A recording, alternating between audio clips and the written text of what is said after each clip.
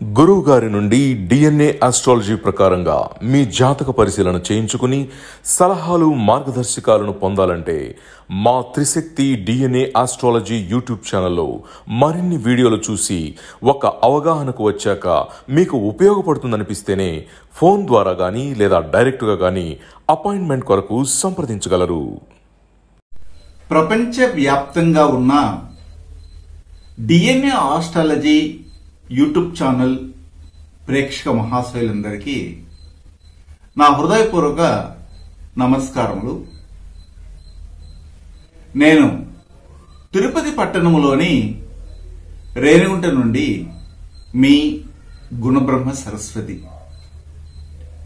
ఈ వీడియో ద్వారా సహజంగానే శని గోచారము, ఏలినాటి శని, జన్మశని, అష్టమ శని, అర్ధాష్టమ శని గురించి తెలియజేయండి. అది డిఎన్ఏ ఆస్ట్రాలజీతో ఎటువంటి అవినాభావ సంబంధాన్ని కలిగి ఉంటుంది అన్నటువంటి కొన్ని అతి ఉత్సాహకరమైనటువంటి సందేహాల్ని మా నుండి ఆన్సర్ని వాటికి పొందాలని కోరుకుంటూ అడుగుతున్నారు. చూడండి, ఈ మధ్య కాలంలోనే శని యొక్క గోచారం కూడాను జరిగింది. అయితే ఇందుగలడు అందు లేడని సందేహం వలదు, ఎందెంది ఎతికి చూడ్చినా అందెందే గలడు చక్రి సర్వోపగతుండు అన్నట్లుగా ప్రహ్లాదుడు తన తండ్రికి విష్ణు యొక్క స్వరూపాన్ని చూపించిన విధంగా ఏ యూట్యూబ్ ఛానల్లో మనం చూసినా, ఏ టీవీలో చూసినా పండితులు మహానుభావులందరూ కూడాను ఈ శని గోచారం గురించే ఎక్కడ చూసినా కనబడుతున్నారు. శని శని శని అంటే ఏంటంటే, శని అంటేనే ఒక్క ఏటుకి ఒక్క దెబ్బకు రెండు పిట్టలు రాలినట్లుగా, ఒక దెబ్బకు ఒక గొడ్డలి పెట్టుకు ఒక కొయ్య రెండు ముక్కలైనట్లుగా అంత తీవ్రమైనటువంటి భయ ఆందోళన కలిగించే విధంగా చేసేస్తున్నారు. అది మనం చెప్పుకుంటున్నటువంటి డిఎన్ఏ ఆస్ట్రాలజీకి ఏమైనా సంబంధం ఉంటుందా అని మనము పరిశీలించినప్పుడు చాలా చాలా విషయాలను మనము చెప్పొచ్చు. అయితే చాలా మంది మనం ఇలాగాని చెప్పడానికి ప్రారంభించితే వీరు కూడాను ప్రెడిక్షనే చెప్తున్నారు, ఫ్యూచర్ గురించి చెప్తున్నారు, రాబోయే విషయాలు వాటి యొక్క ప్రభావాలను గురించి మాత్రమే చర్చిస్తున్నారు అని ఒక నిర్ణయానికి వచ్చేస్తారు. అయితే మనము ఒక యూనిక్ అయినటువంటి సబ్జెక్ట్ ని ప్రజల్లోకి తీసుకెళ్ళడానికి అహోరాత్రములు ప్రయత్నిస్తూ మనం చెప్పే ఏ విషయమైనా గాని అది ఒకరికి మాత్రమే వర్తించకుండా ప్రపంచ వ్యాప్తంగా యూనివర్సల్ గా వర్తించే ఫార్ములాల్ని, నియమాలని మనము ప్రతి ఒక్క వీడియోలో కూడా తెలియజేస్తూ వస్తూనే ఉన్నాం.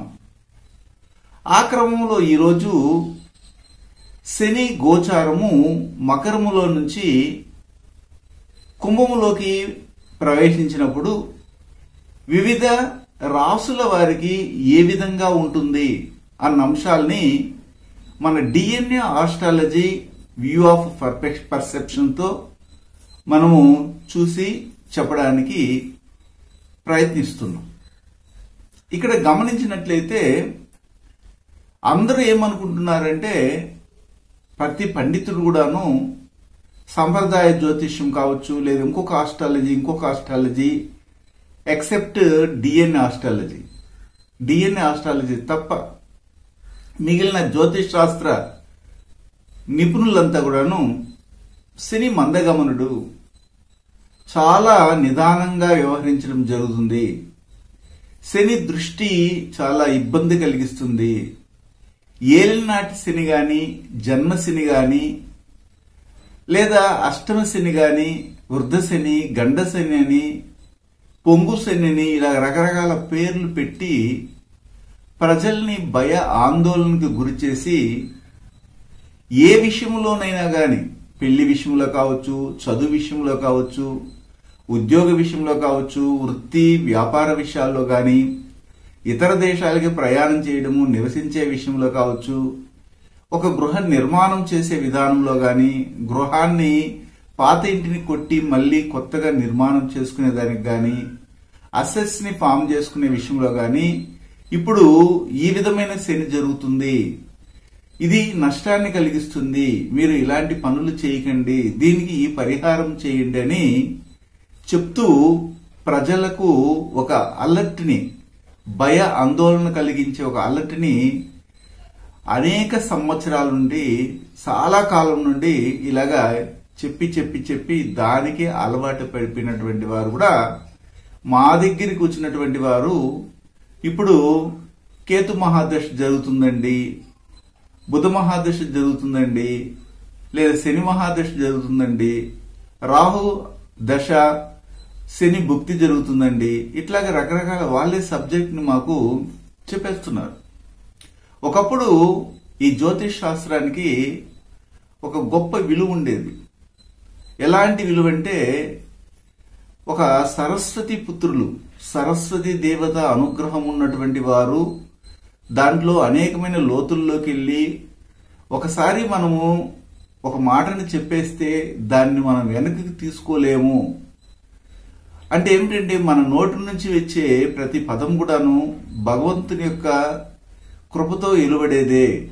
కాబట్టి మనం చెప్పేది నిజమా అవ్వాలంటే, ఆ మాటను మనం చెప్పాలంటే దానికి భగవతి యొక్క అనుగ్రహం ఉండాలి అనుకునే భావించే వాళ్ళు సరస్వతి పుత్రులు. కానీ ఇప్పుడు ఎవరు పడితే వాళ్ళు, ఇంట్లో ఉండే 4 ఉంటే 5 మంది ఉంటే క్యాలెండర్ని అలా తీసుకునేది, ఆ తిథిలో 4 విషయాలు తెలుసుంటుంది, వాటిని టీవీలోనో లేదా ఈ యూట్యూబ్ ఛానల్లో చెప్పే వారి యొక్క విషయాలు 4 వీడియోలు చూసిన తర్వాత వీరే పండితులుగా అయిపోయి ఏ మాట పడితే ఆ మాట చెప్పేసి ఈ జ్యోతిష్ శాస్త్రానికి ఉన్నటువంటి విలువల్ని రోజు రోజుకి మట్టు పెడుతున్నారు అనడంలో ఎలాంటి సందేహమే లేదు, నిజమే. అయితే దానికి మనం వినూత్నంగా ఏం చేస్తున్నామంటే, డిఎన్ఏ ఆస్ట్రాలజీ ద్వారా జరుగుతున్న విషయాలు, మనం చేస్తున్న పనులు, ఇవన్నీ కూడాను శాస్త్రానికి అవి ఇచ్చే మార్గదర్శకాలు మనకి ఏ విధంగా ఉపయోగపడుతున్నాయి అన్నటువంటి విషయాన్ని అవలోకన చేసి ముందుకెళ్ళడం అనేది జరుగుతూ ఉంది. మనం అనేక మార్లు చెప్పాం, ఒక జాతకములో ఏదేని ఒక గ్రహము ఉంటే ఆ గ్రహం తీసుకున్నటువంటి నక్షత్రము, అంటే ఆ గ్రహం పుట్టిన నక్షత్రాన్ని బట్టే ఆ గ్రహ ప్రభావం ఉంటుందని చెప్తుంటాం. అది లగ్నంలో ఉందా, 4వ భావంలో ఉందా, 5వ భావంలో ఉందా, 10వ భావంలో ఉందా అన్నది కాదు. ఏ భావములో ఈ 9 గ్రహాల్లో ఏ గ్రహం ఉన్నా గాని ఆ గ్రహం పనిచేయదు అంటున్నాం. అదేవిధంగా ఇప్పుడు శని గోచారం చెందినప్పుడు, లేదా ఏలినాటి శని జరుగుతున్నప్పుడు, జన్మ శని జరుగుతున్నప్పుడు, లేదా వాక్కు శని జరుగుతున్నప్పుడు, ఇలాంటి సందర్భాల్లో ఆ శని అక్కడ పనిచేయరు. శని పుట్టినటువంటి నక్షత్రమైనటువంటి రేవతి నక్షత్రము, ఆ రేవతి నక్షత్రం మీద ఉన్నటువంటి కుజునిక కర్మారిష్టి మాత్రమే పనిచేస్తుందని మన అనేక పార్లు చెప్తూనే వస్తున్నాం. ఆ రీతిన ఇప్పుడు మకరములో నుంచి శని భగవానుడు కుంభములోకి ప్రవేశించినప్పుడు చాలా మంది ఏమనుకుంటారంటే, చెప్తున్నారు పండితులు ఏమంటే, కుంభం అనేది శని యొక్క క్షేత్రము, తన ఇంటిని తను చెడ్చుకోడు, మంచి చేస్తాడు, అంతేగాని భయపడాల్సిన అవసరం లేదని కొంతమంది అంటుంటే, మకర రాశికి ఇప్పుడు నోట్లోకి వచ్చే 4 మీద ఉన్నాడు శని, అంటే 2వ భావం, మకరానికి 2వ కుంభం కాబట్టి 4 మీద ఉన్నాడు. మీరు అతిగా ఏ విషయాన్ని మాట్లాడకండి, అసలు ఏమి చెప్పకండి, నోరు మూసుకుని ఉంటేనే మేలని కొంతమంది అంటుంటే, అదేవిధంగా మీనరాశికి 12వ భావంలో శని వస్తున్నాడు కాబట్టి అది కూడా మనకి చాలా వరకు ఇబ్బంది కలిగిస్తుంది. జీవితాలు, సంసార జీవితాలు కావచ్చు, లేదా విదేశాల్లో నివసిస్తున్నటువంటి వారి జీవితాలు కూడా గల్లంతైపోతాయి.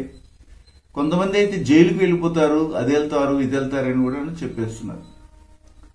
కానీ ఇవన్నీ కూడా మనము నిత్య జీవితంలో చూసినట్లయితే పెద్ద పెద్ద సెలబ్రిటీస్ కావచ్చు, లెజెండ్స్ కావచ్చు, వారి జీవితాలని ప్రారంభించినదే ఈ యొక్క శని దశలోను, శని భుక్తి, శని అంతరములో, ఏలినాటి శని, అష్టమి శని, అర్ధాష్టమి శని, జన్మశని సమయాల్లోనే వారి జీవితంలో ఉన్నత స్థాయికి వచ్చిన వాళ్ళు ఉన్నారు. మరి ఇది ఎలాగా జరుగుతుంది ఇవన్నీ కూడాను అంటే మన డిఎన్ఏ ఆస్ట్రాలజీ కనెక్టివిటీని చూస్తే అక్యురేట్ గా జరుగుతున్నట్లుగా నేను భావిస్తున్నాను. ఇది నా యొక్క అజంప్షన్. అయితే ఎలాగా అంటే ఇప్పుడు కుంభములో శని ఉన్నప్పుడు, కుంభం అనేది కాలపురుషునికి 11వ భావము. అయితే శని అనే గ్రహానికి 2 ఇల్లులు, సొంత ఇల్లులు ఉన్నాయి. అదేమిటంటే ఒకటి మకరము, రెండవది వచ్చి కుంభం. అయితే కుంభములో మాత్రమే శని అన్ని వేళలా మూల త్రికోణ ఇల్లుగా చేసుకుని తన యొక్క స్వభావాన్ని, ప్రభావాన్ని అందిస్తారని సంప్రదాయ జ్యోతిష్యంలోనే చెప్తారు.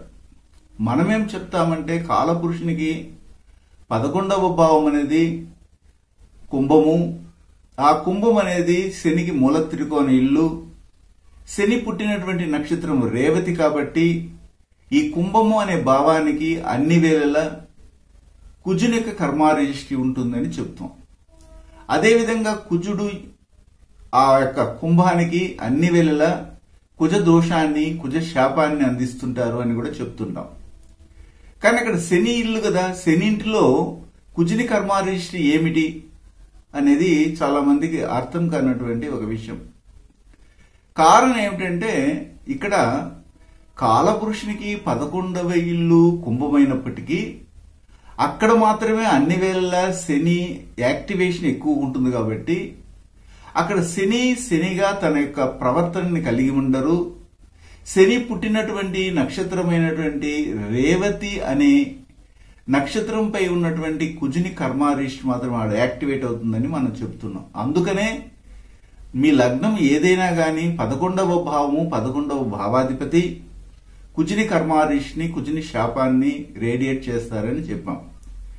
కానీ ఇప్పుడున్నటువంటి వర్తమాన కాలంలో శని కుంభంలోనే ఉన్నప్పుడు శని ఏ భావములో ఉన్నా ఆ భావానికి కుజుని కర్మారిష్టితో పాటు ఇప్పుడు 11వ భావం తన మూల త్రికోణ ఇల్లు కాబట్టి ఆ ఇల్లు కూడాను శని కుజుని కర్మారిష్టిని కలిగి ఉంటుంది కాబట్టి ఇక్కడ 2 రకాలైనటువంటి కుజుని కర్మారిష్టి, కుజ దోషము, కుజ శాపము ఇప్పుడు ఈ యొక్క శని యొక్క గోచారంలో కుంభము అనే భావానికి వస్తుంది కాబట్టి ఇక్కడ శని మందగమనుడే కాదనట్లేదు.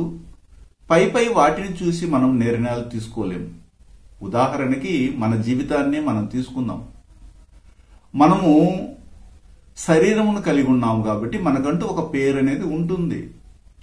అయితే ఆ పేరును బట్టి, ఈ శరీరాన్ని బట్టి, ముఖ కవలికలను బట్టి, శరీర అవయవాలను బట్టి లావుగా ఉన్నారు, సన్నగా ఉన్నారు, ఎర్రగా ఉన్నారు, తెల్లగా ఉన్నారు, నల్లగా ఉన్నారు అనే దాన్ని బట్టి వారి గుణగణాలని మనము చెప్పలేము.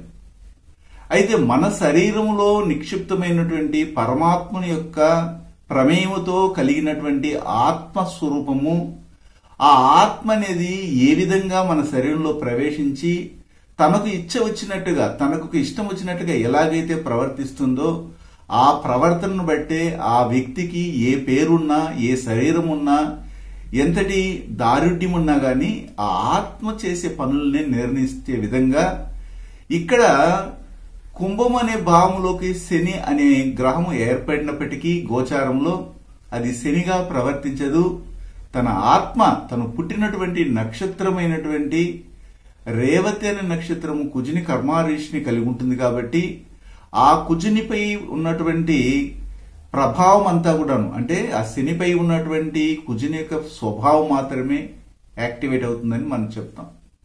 అందువలన ఈ సమయంలో చాలా మంది దుందుడుకు నిర్ణయాలు తీసుకోవడానికి అవకాశం ఉంటుంది. ఎందుకంటే కుజుడు చాలా వేగవంతమైన నిర్ణయాలు తీసుకుంటారు.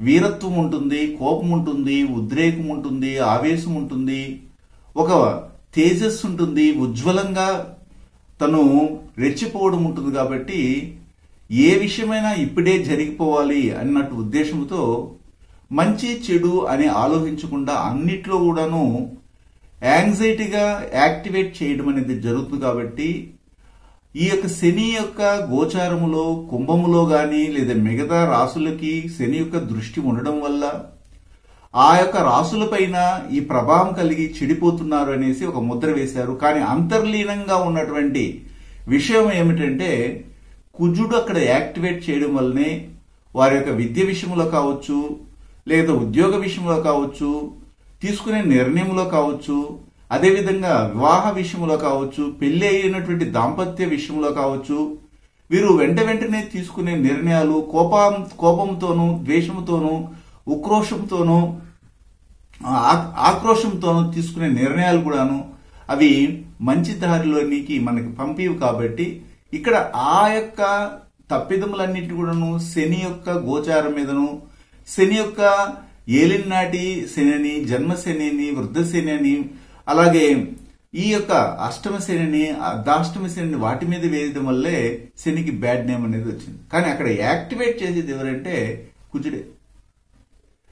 జనరల్ గా ఏమిటంటే ఈ కుజునిక కర్మారిష్టి ఉన్నటువంటి వాళ్ళు కుంభరాశి గాని, కుంభలగ్నం గాని, లగ్నం ఏదైనా గాని, లగ్నాధిపతి వెళ్లి కుంభములో ఉన్నవారు గాని, లగ్నాధిపతి 11వ భావంలో ఉన్నటువంటి వారు గాని, లగ్నాధిపతి వెళ్లి కృత్తిక, పుబ్బ, మూల, రేవతి నక్షత్రాల్లో ఉన్నటువంటి వారు వీరు పార్ట్నర్షిప్ బిజినెస్లు చేయకూడదు.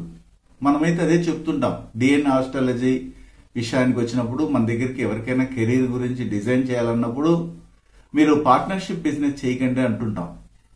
అయితే ఈ సందర్భంలో పార్ట్నర్షిప్ బిజినెస్ చేస్తూ ఉంటారు జనరల్ గా. ఎప్పుడైతే ఈ యొక్క శని యాక్టివేషన్ అవుతుందో అంటే ఏమిటి, శని గోచారం కావచ్చు, ఏలినాటి శని కాలం కావచ్చు, అష్టమ శని కాలం కావచ్చు, జన్మ శని కాలం కావచ్చు, వాక్కు శని కాలం కావచ్చు, వృద్ధ శని కాలం కావచ్చు, పొంగు శని కాలం కావచ్చు, ఇలాగ ఏ కాలంలోనైనా గానీ శని అక్కడ పనిచేయరు. కాబట్టి అంతవరకు సైలెంట్ గా ఉన్నటువంటి వారు ఎప్పుడైతే ఇది శని కాలమని సాంప్రదాయ జ్యోతిష్యంలో చెప్తున్నారో అది యాక్టివేట్ అప్పుడు అక్కడ శని కాకుండా కుజుడు పనిచేయడం వల్ల ఇమీడియట్లీగా మనము ఇన్ని రోజులు నిద్రపోయినామా, ఏంటి మనం ఎందుకు గమ్మునున్నాము, అందరూ బాగా సంపాదించుకుంటున్నారే, మనం ఎందుకు ఐడియల్ గా ఉన్నామన్న ఉద్దేశంతో తెలియనటువంటి విషయాలలో చేపెట్టి ఇంతవరకు సాఫీగా పోతున్నటువంటి వ్యాపారం కావచ్చు, వృత్తి కావచ్చు, లేదా ఉద్యోగం కావచ్చు, దాన్ని ఉన్న పలంగా ఆపేసి చాలా చక్కగా డెవలప్ అవ్వాలి,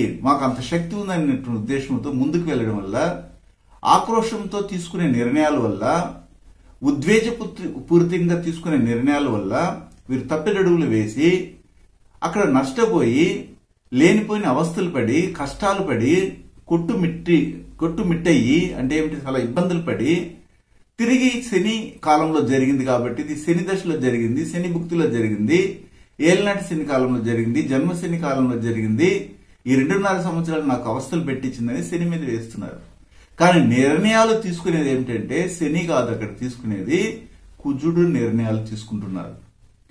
ఇప్పుడు ఎప్పుడైతే పార్ట్నర్షిప్ బిజినెస్ చేస్తుంటారో జనరల్ గా సాఫీగా వెళ్తుంటుంది. ఇప్పుడు వాళ్ళకి ఎదుట అపోనెంట్ అయినటువంటి పార్ట్నర్షిప్ లో ఉన్నటువంటి పార్ట్నర్ ఏం చేస్తారంటే, ఇదంతా ఎన్ని రోజులు ఉన్నా గానీ నాకు సగభాగమే కదా వస్తుంది, నేనే సొంతంగా పెట్టుకుని ఇంకొక విధమైనటువంటి వ్యాపారం, నాకు ఎట్లా అనుభవం వచ్చింది, ఆ అనుభవంతో నేను కొత్తగా ఒక బ్రాంచ్ ని ఓపెన్ చేసుకుని నాకున్నటువంటి ఫ్రెండ్స్ తో చక్కగా నేను వ్యాపారం చేసుకుని బయటకు, అంతవరకు ఫ్రెండ్షిప్ తో ఫ్రెండ్లీగా ఉన్నటువంటి వారిలోనే ఈ యొక్క శని యాక్టివేట్ అయినప్పుడు అక్కడ కుజుడు రేడియేట్ అయ్యి ఇలాంటి ప్రవర్తన కలిగించడం అనేది జరుగుతుంది. అయితే మొత్తం మీద ఏ రాశికి ఏ లగ్నాలకైనా ఇప్పుడు ఉదాహరణకి శని మూల త్రికోణం ఇల్లు అయినటువంటి కుంభంలోనే ఉన్నారు కదా, అప్పుడు కుంభానికి చెడ్డ చేయరంటే చెడ్డ చేసేది శని వచ్చి చేయడు. మీలో ఉన్నటువంటి ఉద్రేకము, ఆవేశము, దుందుడుకుతనము, తొందరపాటు నిర్ణయాలు, ఇన్స్టెంట్ లో ఇప్పుడే జరిగిపోవాలి, ఈ రోజుకి ఈ రోజే మేము అన్ని సాధించాలన్నటువంటి ఒక ఆతృతతో కూడినటువంటి నిర్ణయాలు తీసుకోవడం వల్లనే ఆ ఇల్లు డబుల్ గా చెడిపోతుంది కుంభరాశి కుంభలగ్నానికి చెందినటువంటి వారికి. అదేవిధంగా ఇప్పుడు అలా ఒక్కొక్క రాశిని కానీ మనం కానీ పరిశీలించినట్లయితే శనికి ఉన్నటువంటి 3 దృష్టిలు చూస్తాం.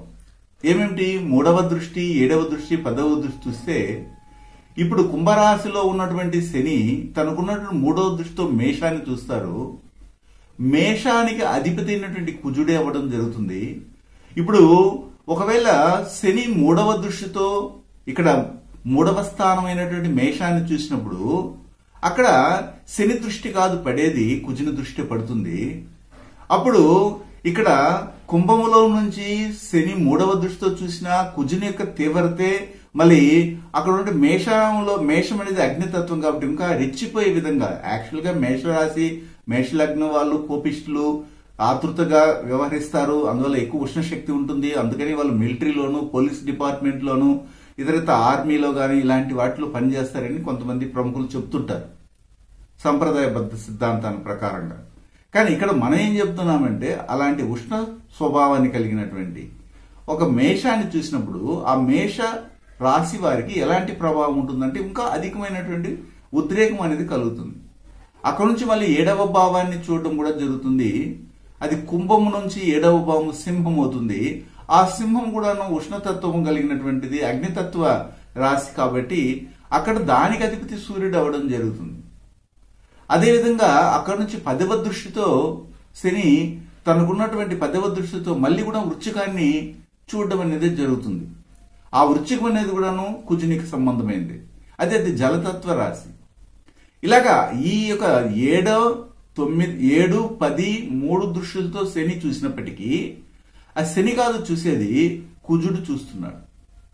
అంటే మొత్తం మీద ఎందుకు ఈ శని ఏలినాటి శని గాని, అష్టమి శని గాని, అర్ధాష్టమి శని గాని, జన్మశని గాని, లేకపోతే ఇప్పుడు మనకు జరుగుతున్నటువంటి శని గోచారంలో గాని శనిని ఎందుకు నిందిస్తున్నారంటే శని ఏమి చేయడు. ఆయన తత్వం ఏమిటంటే శని తత్వాన్ని విడుదల చేసే గ్రహమే బుధుడు.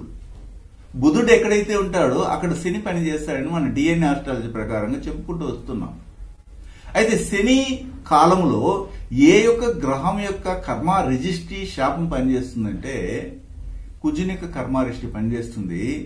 ఆ కుజుడు తీసుకునే నిర్ణయాలు, ఆవేశపూరితంగా తీసుకునే నిర్ణయాలు ఏవి కానీ పనిచేయవని పెద్దవాళ్ళు చెప్తున్నట్టుగానే నాకు ఇప్పటికిప్పుడే జరిగిపోవాలి, అర్జెంటుగా జరిగిపోవాలన్న ఉద్దేశంలో తీసుకునే నిర్ణయాల వల్ల అది ఫెయిల్ అయ్యి ఇంతవరకు సాఫీగా జరుగుతున్నటువంటి ఒక వ్యాపారం కావచ్చు, లేకపోతే కుటుంబ వ్యవస్థ కావచ్చు, లేదా వివాహ సంబంధమైనటువంటి విషయాలు కావచ్చు, ఒక వివాహానికి వెళ్తున్నారు కొత్తగా, అక్కడ ఒక ఏలినాటి శని కాలంలోనూ అష్టమి శని కాలంలోనూ శని దశలోనే ఎందుకు వివాహాలు జరుగుతున్నాయంటే వీళ్ళు తీసుకునే నిర్ణయాలు ఫాస్ట్ గా తీసుకుని వెళ్తారు. అందులో మంచి నిర్ణయాలు కూడా ఉంటాయి, చెడ్డ నిర్ణయాలు ఉంటాయి.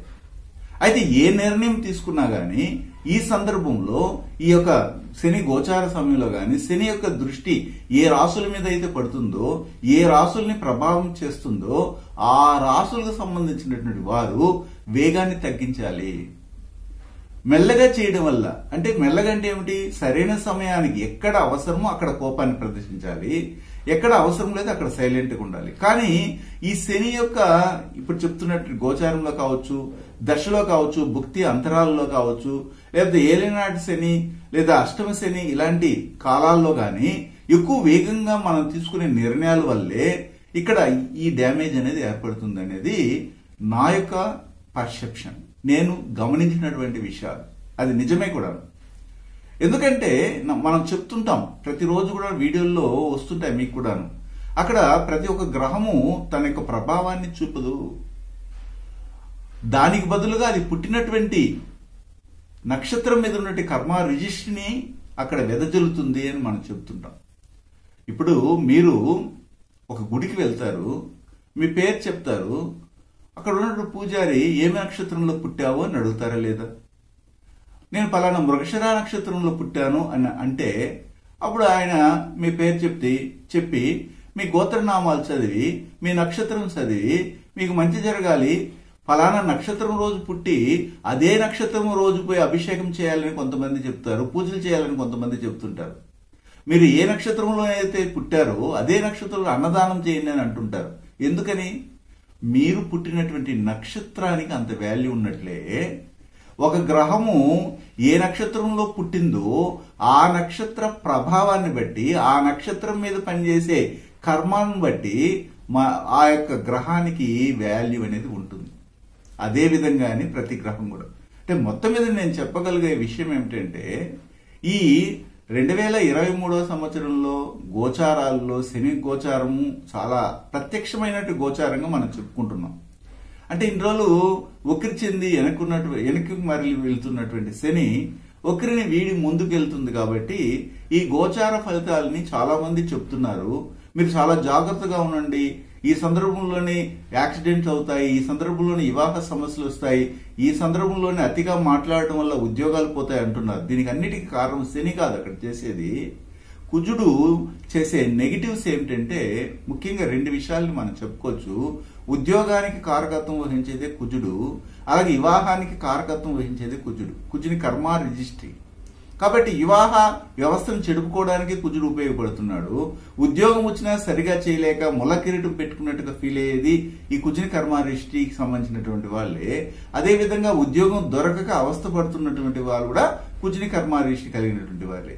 కానీ ఈ కుజుని కర్మ రిజిస్ట్రీ ఎప్పుడు ఎలివేట్ అవుతుంది, ఎప్పుడు రేడియేట్ అవుతుందంటే శని దశలోను, శని భుక్తి, శని అంతరంలోను, శని సూక్ష్మ ప్రాప్త దశలోను, మరియు ఏలినాటి శని, అష్టమ శని, జన్మ శని, అలాగా వృద్ధ శని, ఇలాంటి స్థితిలో వాక్కు శని, ఇలాంటి సందర్భాల్లో మాత్రమే దాని యొక్క ప్రభావం అనేది కనబడుతుంది. మనమేం చేస్తామంటే తెలియకుండా ఇండైరెక్ట్ గా ఉన్నటువంటి కుజుడు చేసే పనిని మనం బయటికి తీసుకురాకుండా కనబడుతున్నట్టు శని కాలంలోనే ఇలాగ జరుగుతుంది. కాబట్టి అందరూ అలర్ట్ గా ఉండండి, ఏ పనులు చేయకండి, పెళ్లికి వెళ్ళకండి, ఉద్యోగానికి వెళ్ళకండి, మంచి పనులు చేయకండి, వ్యాపారాలు చేయకండి అని చెప్పి ఆ 2.5 సంవత్సరాలు ఇలాగ 7.5 సంవత్సరాల కాలంలో ఇలాగుంటుంది, అలా ఉంటుంది, అర్ధాష్టమి శని జరుగుతుంది, ఈ రాశి వారికి వీరికి ఇలా ఉంటుందని చెప్పి వారిని ఇబ్బంది పెడుతున్నారు. యాక్చువల్ గా జరిగేది ఏంటంటే అక్కడ చేసేది ఎవరు అంటే కుజుడే ఆ వర్క్ చేయడం అనేది జరుగుతుంది. దీన్ని మనం గాని గుర్తించగలిగితే ఈ ఏలినాటి శని కాలంలో కానీ, అష్టమి శని కాలంలో కానీ, లేకపోతే ఏలినాటి శనితో పాటు వృద్ధ శని అని ఇలాగ చాలా మనం చెప్పుకుంటూ ఉంటాము. దాంతో పాటు దశ ఉంటుంది. దాదాపు 19 సంవత్సరాల శని మహాదశలో ఇప్పుడు చాలా మందికి నా అనుభవంలో జరిగింది. నాకు శని మహాదశ జరిగినప్పుడే నేను చాలా యాక్టివ్ అవడము, చాలా వరకు అధిక శాతంలో కష్టపడము, దానికి తగ్గట్టుగా మనం ఫలితాలు పొందడం అనేది జరుగుతుంది. కానీ ఆ కష్టం అనేది నాకు వద్దు, నేను సుఖంగా ఉండాలి అనుకుంటే మనము పొందే ఖ్యాతి కావచ్చు, మనం పొందే ధనం కావచ్చు, మనం పొందే ఏ విషయమైనా కానీ వృద్ధి విషయంలో ముందుకు వెళ్ళడం అనేది ఎలా జరుగుతుంది అనుకుంటారు? దాన్ని యాక్టివేట్ చేసేది ఎవరంటే కుజుడు అనే గ్రహం మాత్రమే అక్కడ యాక్టివేట్ చేస్తుందని నేను నమ్మాను. అది కూడా మీ జాతకాలలో మీకు జరిగిన సంఘటనలను బట్టి కూడా మీరు చూస్తే ఇక్కడ నేను DNA ఆస్ట్రాలజీ ప్రకారంగా ఏమైతే కనెక్ట్ చేసి మీకు చెప్పానో అదే నిజమని మాత్రం మీరు విశ్వసిస్తారు. శుభం.